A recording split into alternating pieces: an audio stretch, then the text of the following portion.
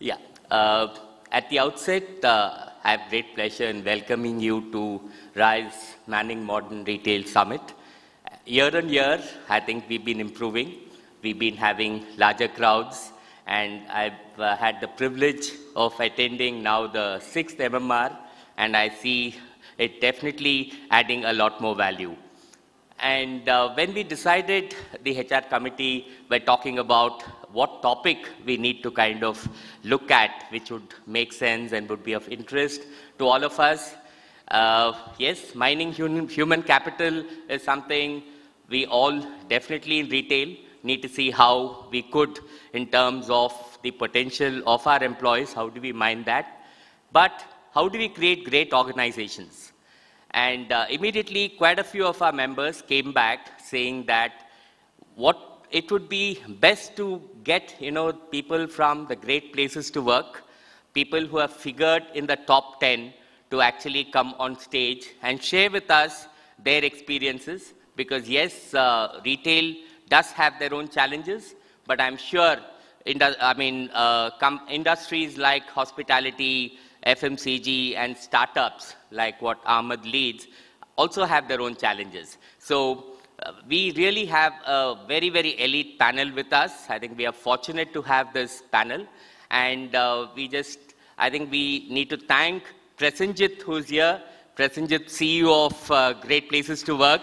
He's the one who got the team here for us and has been supporting us. I'm sure you're all aware that RAI and Great Places to Work have started a survey 2 years ago. And for the second consecutive year, we had the best retail companies to work for identified as part of this survey. We've had close to about 80 of the retail organizations participate in this. And it has kind of driven a lot of interest, I think, competitive spirit among retail companies. And yes, I represent retail, and we were fortunate as Lifestyle International to be the #1 retail company for 2 consecutive years. I think that's the reason I'm here. Prasenjit wanted me here on the stage. And this year we also figured in the top 10, which people feel that from a retail industry to come to the top 10 is not very easy. So I think that's the reason I'm here in front of all of you. Talking about retail, we have our own challenges. We were, at some point of time, 4 or 5 years ago, talking attrition in terms of some companies saying 100%, which meant that we had a new employee every year. So that was what it used to be. And today, I think the average is around 60% is what we come to understand. And it's mostly from, the grocery or the hypermarket business that actually kind of tilts this number. So retention is a challenge. Second, retail as a career option itself is a challenge because people don't look at retail as a long-term career. I'm sure BPO went through this maybe 10, 12 years back when they first kind of came into the country. They had similar challenges for creating it as a career option. So, and then third is in terms of the large numbers we deal with. And these large numbers are all, 85% of them are at minimum wages. And we need to keep them excited. We need to keep them engaged. We need to keep them wearing a plastic smile, at least at, at 9 o'clock when the last customer comes in. He may be an irate customer. He still continues to kind of be smiling. So how do we actually make that happen is what is our challenge. And I'm sure we would have thoughts from the panel members. We have, because they have similar practices. Take Gurmeet Singh from Marriott. They have figured in the top 10 for the last 10 years. I think from the inception of GPTW study in India, Marriott has been in the top 10, and this year they were the #3 best company. You have Rahul from Godrej Consumer Products. For the last 2 years, they figured in the top 10. So it's not easy. There are about 800 companies. You have the Googles of the world, you have the Intels, you have the Microsoft. For them, what happens is their major spend is in terms of people. So it is, say if you take their balance sheet, you would see that 70% of their spend is on employee cost. But it's not the same with an industry like Godrej, Marriott, or our own retail industry. So definitely the challenges are much more, and we need to deal with them very differently. So I think we have also Ahmed here, who's actually from a new age industry. So Ahmed comes from digital marketing space. I think, so basically he runs a very successful company. They are in the figure in the great places to work in the top 100, and they are the best professional company to work for. So that is what was their ranking last year, #1. So we have a very, very distinguished panel, and I'm sure we would have, a lot of questions. And this needs to be, not a monologue, but it definitely needs to be a dialogue. So we expect as many questions, because I'm sure you can't get Rahul or Gurmeet or Ahmed to chat with us or talk to us quite often. And these people have created great organizations. They've been with them for a very, very long time. So just to briefly introduce, Gurmeet Singh is the Area Director, Human Resources of Marriott Hotels, India.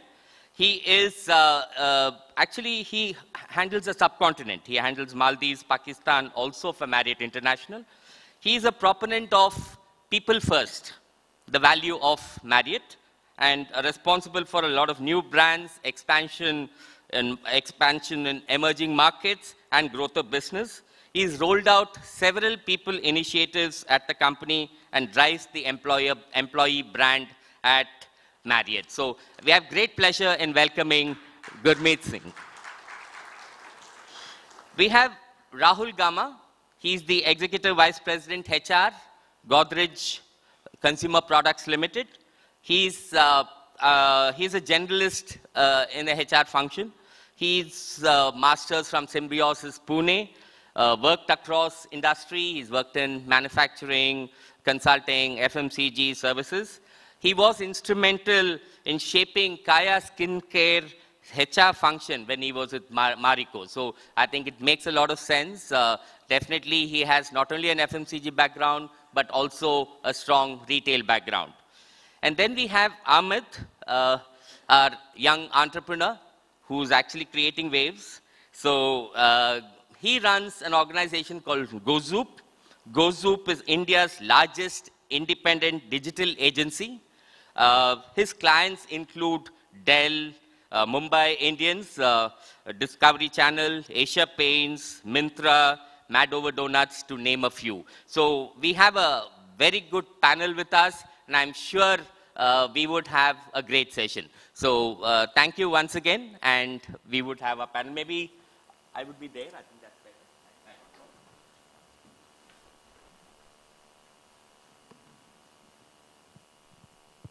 better. Yeah, maybe we can start with Gurmeet. Gurmeet, I think there's a lot of similarity between the hospitality sector and the retail sector. So I'm sure a lot of your practices in the hospitality sector would relate to the retail. I think we are in a similar plane where the front end is very different, the back end is very different. So similar to your industry, can you actually share as to how you've been able to kind of engage your people and keep them all going and being in the top 10 for the last 10 years? Firstly, thank you very much for having us here. I represent, like Venkat said, Marriott Hotels. Now, Marriott is a US company. It does not own any hotel. So we don't have any hotel. Only thing is, Marriott is the name of an individual, which is on the building. So it's a managing company, about 4,200 hotels worldwide in about 75 countries. We don't own any employee. None of the employees are hired by Marriott. So, and $27 billion turnover. But we're very proud and very passionate and very committed for the company we work for. We are service professionals, and our job is to give to service.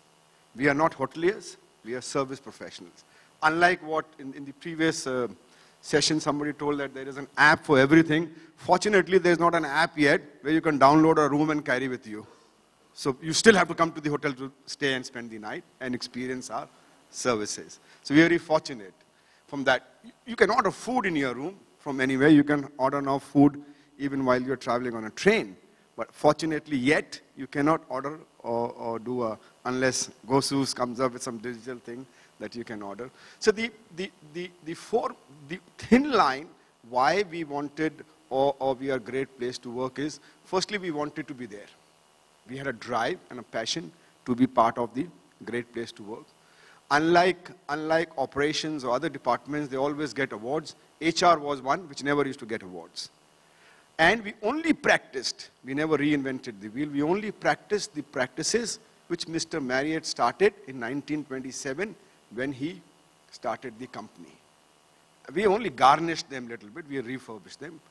And we only started, and our philosophy and a belief which we practice day in and out and dream is, if you take care of your people, they will take care of the customer and the business will take care of itself. Very simple, very straightforward, and we take care, we pledge to take care, we are committed to take care of our people. So the only thing which makes us different from the other is that we genuinely take care of our people. And therefore, we are not only in Great Place to Work, any HR award which is there, we are consistently there. Whether it is Ian Hewitt, whether it is CII, or it was William Mercer earlier, a Great Place to Work has been doing it every year, but other companies don't do it. We are there in every award, and always in top 10, because we wanted to take genuine care of people. Whatever we do for myself, I do it for the other person also. And also remember, we compete with companies. Google, there is nobody in Google which parks cars. But I have a set of 10% people whose only job is to park your cars. In Google, nobody peels onion. But I have a set of people who only peel 100 kgs of onion every day. In Google or other companies, nobody washes dishes. But in hotels, there are people who only wash dishes every day. And we take care of them, we relate to them, we are part of them, whether it is in form of T20 or T90 or 9, but we do it genuinely. And we do it every day, we do it consistently, and we are fair. The philosophy of benefits, whatever the chairman gets, the doorman gets. So there is no differentiation. And that is why maybe we are the best. And we want to be there. And we will be there. Great, Gurmeet. I think that really shows your passion. And we also believe happy employees bring happy customers for us. I mean, retail too, it's a very, very similar stance. And congratulations again on, wanting to be the top 10 for the next decade to continue. So that's very nice. So Rahul represents the FMCG industry. And Godrej, Rahul, I know practices something called tough love, right? Tough love, where you bet on potential of your employees and their experience. How do you get to identify the potential of the employees and push and coach them to reach the same? So I think before I answer that question, just a brief on Godrej Consumer. We're about a 9,000 crore organization spread around 3 continents. So Asia, Africa, and Latin America is where we are spread across. Roughly about 16,000 people, about 1,500 of them are white-collared. Right? So I think our big challenge is how do you manage such a distributed workforce across 3 continents, right? And we often say the sun never sets on GCPL. That's the internal saying that we actually talk about. I think the important thing for us to understand is what is tough love, and that's what we've tried to communicate to people. I think the very essence of tough love is really saying that, as an organization, we have a lot of young people joining us. We will push you, we will make you work harder, right? And we'll help you reach your potential, right? The second tenet is really around coaching. So we will provide you authentic feedback, right? We will differentiate against rewards, and we will differentiate around great careers. I think that's the second thing that we've articulated. The third step that we've articulated is that you are part of our results, you are part of the growth, and you have contributed to this growth. So we'll bet on you, we expect 100-0, that's something we talk about internally, 100% results, 0% excuses. That's the ethos internally, and which also translates to unlimited rewards. That's also a baseline which we promise to our people.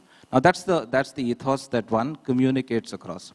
How we've tried to make this happen across, I think at the central pivot, right, is every employee must know what is a successful behavior within Godrej, right? So what will differentiate him as a great performer to an average performer?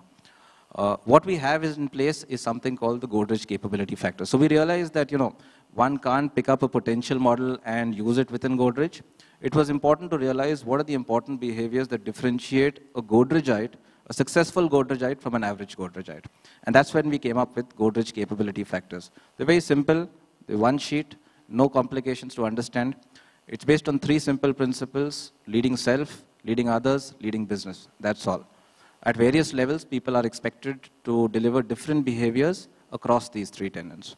So the way we do it is leading self, which we believe starts with self-reflection and self-awareness, is the core. And everyone mandatorily has to go through a leading self program, every manager across the company, because we believe that growth or anything that you need to do starts with self-reflection. Thereafter, we also have transition programs. Whenever people transit, say from executive to manager, manager and above, there's a transition program to help them cope with this change. The third is really something called a 100 Leaders program. We realize that we can't do everything for everyone. So what we've said is that there is a set of people who are important to us, who is going to be the next future set of leaders. And these are not just senior people. This is across the cross-section of employees that we have. So 100 of them, right, is what we've chosen. And these 100 leaders, we've centrally taken charge of, right? Because these, we believe, are the future of the organization. So what we really do is customized development, customized careers, right? And focused rewards and conversations with them. So senior leadership will be involved in these 100 people. We track them through management committee meetings every quarter. So that's the focus and the importance that they get. I think last of all, what we really have in place is really something called great rewards, right? So we have a system which is the EVA PLVR system, which is performance-linked variable pay.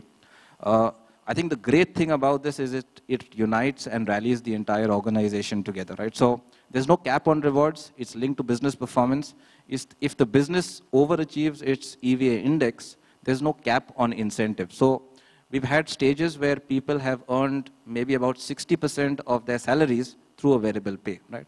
So this is one rallying point that brings together individual and organizational performance. I think these are some of the things that we do to help some of these, right?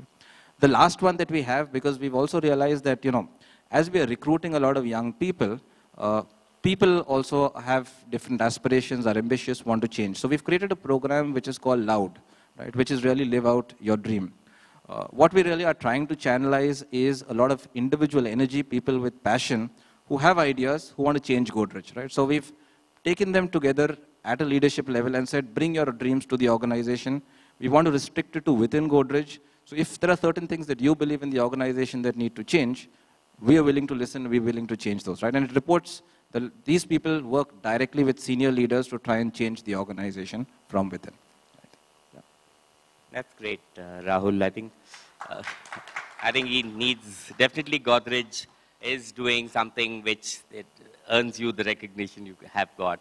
So we have, you were talking about Gen Y, right? I mean, where you need to kind of make sure you keep them engaged. So we have a Gen Y entrepreneur, Ahmed, with us. And I'm sure the average age in your company will be what, 25? 24. 24 is average age. So it'll be all mostly college pass outs. So how do you actually manage them? I mean, they are a different breed, difficult breed to manage, right? I mean, we're talking about Gen Y, the millennials are coming, so they're getting even more difficult. So how do you manage them? Maybe you can share your thoughts with us. Sure. I think very relevant question, since every year that I'm getting older, the average age is coming up a bit, slightly. But pay is important for Gen Y, but it doesn't go too far. What they're really looking for is meaning in their work. So it becomes extremely important for the leadership to explain them the why behind the what that they're really doing. Also, Gen Y is very passionate about benchmarking and comparing themselves with their peers. right? Using social media to show how lucky or how cool they are at your organization. So giving them the tools and practices as to how they could use social media to promote the internal company culture becomes very relevant to attract and to retain them, and to let their friends know that they're working in a very cool organization. By nature, I think they're also very competitive, and that needs to be harnessed. So instead of giving them possibly industry benchmarks in terms of their targets or KPIs, if we benchmark them relatively with their peers and other people in the organization, they do much better. So I think those are the couple of things that excite them. Apart from them, we all know it's, including me, which I belong to Gen Y, is an instant generation. So right from instant feedback to instant rewards, recognition becomes extremely, extremely important. You could not possibly wait till the end of the year to tell them what you think about them or where they're really heading. You know, so that is an important aspect to it. But in the mix of all this and talks on Gen Y, I think there's a misconception that they're very ambitious, which actually is a good thing, and they're not that loyal. You know, what Gen Y is really looking for is to find new experiences, you know, and to really figure out what they really want to do in life for the rest of their life, you know, and rightly so, because they belong to that age category. So if as an organization, we're able to provide them with those experiences, with those challenges inside our company, they stick around, you know, and they grow with you. To give you an example, our group HR head, her name is Bansi, and we call her the Chief Happiness Officer. You know, so our HR team is known as a happiness team. And she really joined us 5 years back as a content writer, you know, and then she progressed into HR role. We identified, gave her those experiences, those challenges, and groomed her for that. So providing them with new experiences is extremely important. They're looking for new perspectives more than job security. So we always have to keep that in mind. I think that's what really drives them. And last point, I think freedom, you know. A lot of organizations these days, especially when it comes to Gen Y, they have a lot of restrictions on use of Facebook and Instagram, Snapchat during work hours. You know, for them, it is akin to using a mobile phone to talk to someone. So you really don't take someone's mobile phone if they're using it for personal reasons while at workplace. Facebook is similar in nature to them, right? And if you start doing that, they start thinking that you don't really trust them that much. You know, so to give them that freedom, to give them that flexibility is important. You know, at most organizations, like for example mine, there's a lot of flexible in terms of working hours. So a 9-to-5 job really does not cut it with them. You know, giving them that advantages. You know, being very leaned in on sandwich holidays is something that excites them a lot. So I think, you know, those are some key things that really drives Gen Y and helps retain them. Yeah, thanks. I think, Gurmeet, like the retail sector, the hospitality sector also has, you know, client-facing and, you know, servicing roles. And the fact is that most of them come from the lower strata of society. And how do you actually engage them? How do you motivate them? How do you see that, you know, they can get empowered and, you know, give their personal best? I mean, how do you work on that?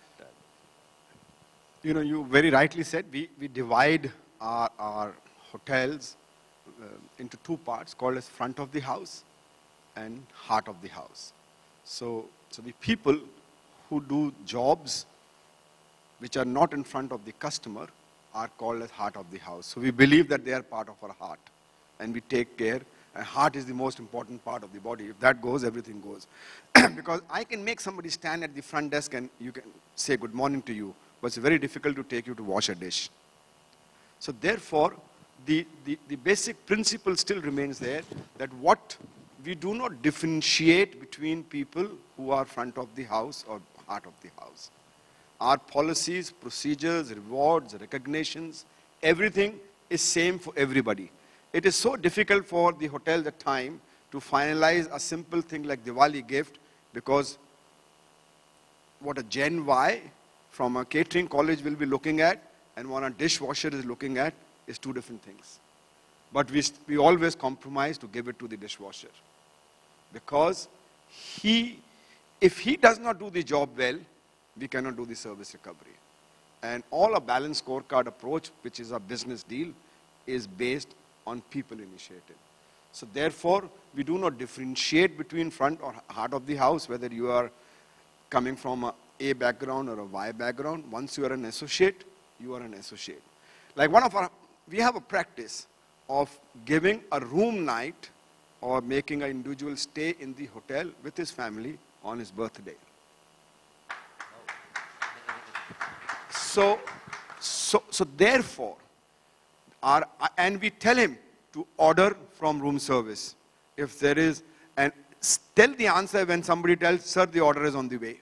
And how do you feel? Bring your family, even if you're barefoot, to the restaurant to eat. And we will take the onus of the customer to tell that. We force them to do that. Our idea is that they should also experience what they're doing for the customer. And it's only once in a year. And we started in 99, they're still doing it. Consistently, whether it's a loss of business, we have to convince the owner, but we do it. So therefore, we do, the GM also gets the same benefit, and the dishwasher also gets the same benefit. So whatever we do commonly for everyone. That's amazing. I think a great practice. I'm sure in retail too, we can allow them to shop, but we need to ensure that they don't shoplift. So that's something which we also have in terms of shrinkage and pilferage, which is a major problem. Point is the belief. There is cost of doing business.